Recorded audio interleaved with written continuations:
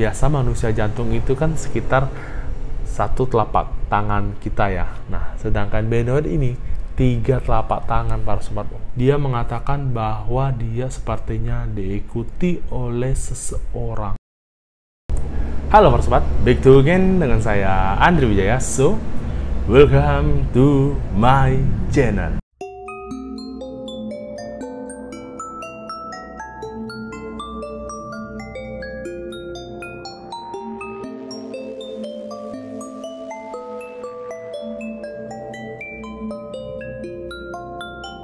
Gimana kabarnya hari ini? Apakah banyak kendala di hidupmu? Baru saja diputusi oleh pacar? Atau banyak masalah di pekerjaanmu? Jalanilah hidup sebaik mungkin para sobat dan selalu berpikir positif. Itu yang penting. Baca. Di konten kali ini, saya ingin membahas misteri kematian dari Chris Benoit. Nah, bagi para sobat yang kelahiran tahun 90-an atau anak 90-an pasti tahu nih Chris Benoit. Well, the wrestling world in shock today. Former champion Chris Benoit found dead in his Atlanta home along with his wife and young son. Police now treating the discovery as a double murder-suicide. Ya, Chris Benoit ini adalah salah satu pegulat profesional dari WWE. Chris Benoit ini memiliki banyak sekali medali dan prestasi di dunia pergulatan para sobat. Nah, sebelum kita bahas kasus tentang kematian Chris Benoit ini, alangkah baiknya kita bahas sedikit nih tentang Chris Benoit ini ya. Chris merupakan orang Kanada dan salah satu pegulat profesional di World Wrestling Entertainment atau biasa kita sebut dengan WWE. Di masa keemasannya, Christopher Benoit menyabet berbagai gelar, di antaranya WWE Tag Team Championship bersama Kurt Angle, WWE United States Championship, WWE Intercontinental Championship, WWE Tag Team Championship bersama Chris Jericho dan Edge. Nah, mungkin para sobat tahu ya, Chris Jericho, Edge, Triple H, Kane, Undertaker, Stone Cold, The Rock, John Cena yang pasti tahu itu. Apalagi pada saat era 90-an hingga 2000 itu adalah zaman-zaman keemasan bagi SmackDown. Sebenarnya sih masih banyak medali-medali penghargaan yang disabet oleh Chris Benoit ini. Kalau di total-total hingga 22 medali yang sudah disabet oleh Chris Benoit ini. Chris Benoit ini memiliki seorang istri cantik bernama Nancy Benoit dan seorang putra bernama Daniel. Tetapi sayangnya di tanggal 24 Juni 2007 di kediamannya Georgia, Amerika Serikat, Benoit ditemukan dengan keadaan yang tragis di mana kondisinya pada saat itu sedang gantung diri. Sedangkan istrinya, Nancy Benoit, ditemukan meninggal dalam keadaan sesak napas di mana kala itu pergelangan tangan dan kakinya Nancy diikat. Sedangkan anaknya, Daniel, ditemukan meninggal akibat cekikan dari Benoit itu sendiri setelah diberikan obat bius. Jadi setelah anaknya diminumkan obat bius, anaknya itu dicekik.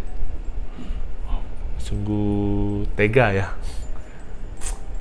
Setelah anaknya dan istrinya meninggal, Benoit meletakkan Alkitab di samping tubuh dari istri dan anaknya sebelum dia akhirnya memutuskan untuk gantung diri dan tewas.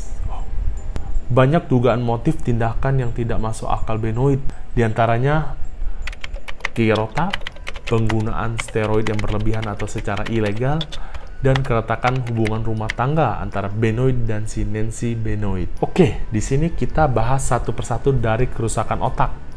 Chris Benoit ini adalah seorang pegulat profesional, ya kan? Pegulat profesional atau WWE itu adalah suatu pekerjaan berat dan sangat beresiko ya para sobat ya. Walaupun yang kita tahu, mereka itu bekerja berdasarkan naskah. Nah, jadi di balik layar itu sudah ada orang yang sudah menuliskan naskah. Jadi siapa lawan siapa dan siapa yang menang. Dan pukulannya itu sudah ada teknik-tekniknya sendiri dan jangan dipraktekkan ya para sobat ya. Itu untuk para profesional saja. Nah, waktu kecil sih kita kan pernah main Smackdown ya, kita kira itu beneran. Nah, nggak taunya itu adalah naskah. Nah, Siapa nih yang waktu kecil kira itu benaran? Ayo, tunjuk tangan. Tentunya setiap pegulat profesional ini memiliki ciri khasnya sendiri. Ciri khas dari smack-nya itu sendiri, ciri khas pas dia datang, dan musiknya pun sudah diatur. Benoit ini merupakan salah satu pegulat profesional yang sangat nekat. Kenapa? Karena di kala itu Benoit melakukan ciri khas smack-nya dengan menggunakan kepala, yang dimana salah satunya disebut dengan flying headbutt.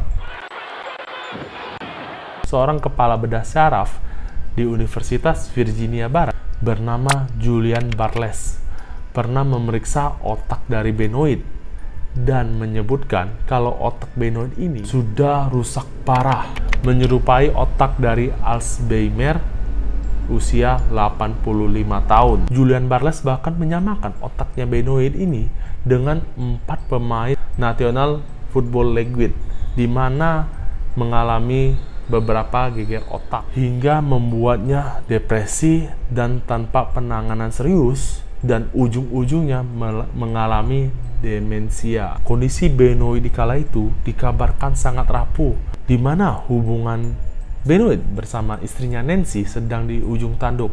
Nancy mencurigai kalau Benoit itu berselingkuh bersama salah satu diva WWE. Nancy sempat mengajukan perceraian kepada Benoit, walaupun akhirnya tuntutan perceraian tersebut ditarik kembali.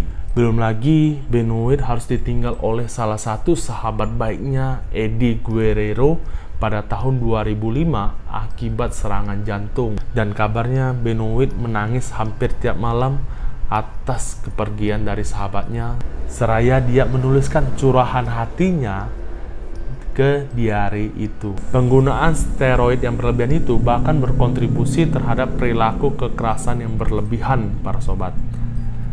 Dan bahkan jantung dari Benoit ini membesar 3 kali dari ukuran normal. Nah, kalau biasa manusia jantung itu kan sekitar 1 telapak tangan kita ya. Nah, sedangkan Benoit ini 3 telapak tangan, para sobat. Oh, gimana itu rasanya? Dan kata dokter yang memeriksa jantungnya Benoit, walaupun kala itu Benoit tidak bunuh diri, dia tetap akan meninggal dalam waktu dekat akibat jantungnya tersebut. Hal aneh sempat terjadi dalam tragedinya kasus ini, di mana ada sebuah artikel yang diposting ke Wikipedia 14 jam sebelum polisi menemukan mayat keluarga Benoit ini. Wow, dari mana dia tahu? Kok dia bisa posting begitu dan kejadiannya benar-benar terjadi? Ataukah dia adalah seorang pembunuh itu sendiri, para sobat? Tidak ada yang tahu. Bahkan di kala itu polisi belum menemukan korban, apalagi mempublisnya ke publik. Tetapi dari alamat IP dari penulisnya itu, polisi tahu bahwa dia tinggal di dekat markasnya WWE, atau lebih tepatnya 6 km dari markasnya WWE. Penulis sempat meminta maaf dengan mengatakan, "Saya adalah orang biasa, saya menulis sebuah artikel yang salah di waktu yang salah." Kemudian mendapatkan perhatian banyak, di mana pernyataan itu benar-benar terjadi. Karena postingan itu, maka banyak timbul konspirasi aneh. Salah satunya Kevin Sullivan, di mana Kevin ini ternyata adalah mantan suami dari Nancy. Nah, ceritanya si Kevin ini marah karena si Benoit ini merebut Nancy dari si Kevin dan membunuh mereka bertiga. Tetapi teori tersebut dipatahkan oleh Kevin setelah dia memberikan klarifikasi kepada pihak kepolisian, di mana dugaan tersebut salah. Pada salah satu interview bersama Chavo Guerrero, salah satu teman baik dari Benoit, Chavo pernah ditelepon oleh Benoit pada Jumat malam di mana Nancy terbunuh. Pembicaraan itu berlangsung kurang lebih 45 menit sebelum akhirnya Benoit mau membukakan pintu dikarenakan ada seseorang yang mengetuk pintu rumahnya. Telepon itu belum tertutup sampai si Chavo mendengar suara gaduh secara samar dan akhirnya telepon pun tertutup atau dimatikan. Benoit juga sempat mengirimkan SMS yang berisi pintu garasinya terbuka, dan ada seseorang di kolam renang. Pada Jumat malam, tetangga Benoit juga melihat kalau ada orang yang berbadan besar, memakai kaos dan celana hitam, sedang keluar dari rumahnya Benoit. Apakah itu pelaku pembunuhnya? Chris Benoit meninggal pada Sabtu malam, tetapi pada hari Minggu, anehnya HP-nya masih bisa mengirimkan SMS kepada rekan-rekannya di WWE. SMS itu terkirim dari HP-nya Benoit pada hari Minggu 24 Juni 2007 pukul 3:53 dini hari yang berisikan alamat lengkap dari rumahnya Benoit. Sedangkan pesan kedua pada hari yang sama pukul 3:53 dini hari berisikan anjing-anjing berada di area kolam renang yang tertutup dan pintu garasi tidak terkunci. Sedangkan dari HP-nya si Nancy juga mengirimkan pesan pada hari Minggu di tanggal yang sama pukul 3:53, 3:55, 3:58 dini hari dengan pesan yang sama, alamat lengkap dari rumah Benoit.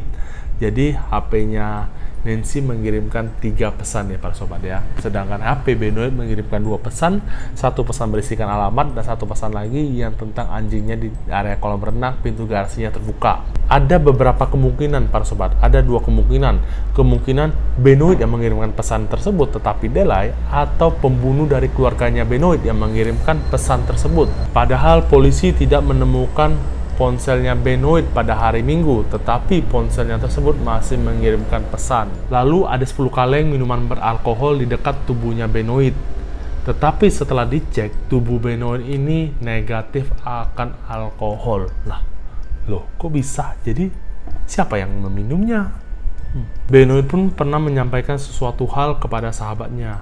Dia mengatakan bahwa dia sepertinya diikuti oleh seseorang. Nah, loh, siapa itu?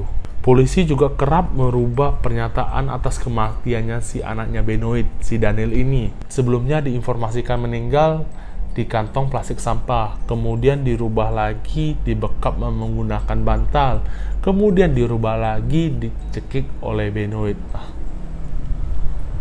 Yang mana yang benar? Gimana menurut para sobat?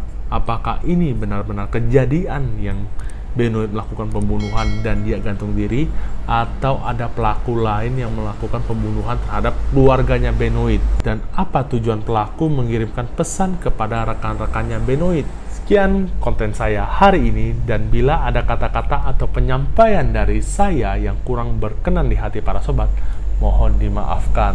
Jangan lupa like, komen, dan subscribe, dan nantikan konten-konten creepy lainnya. Oke? Dan next, apalagi? Ciao!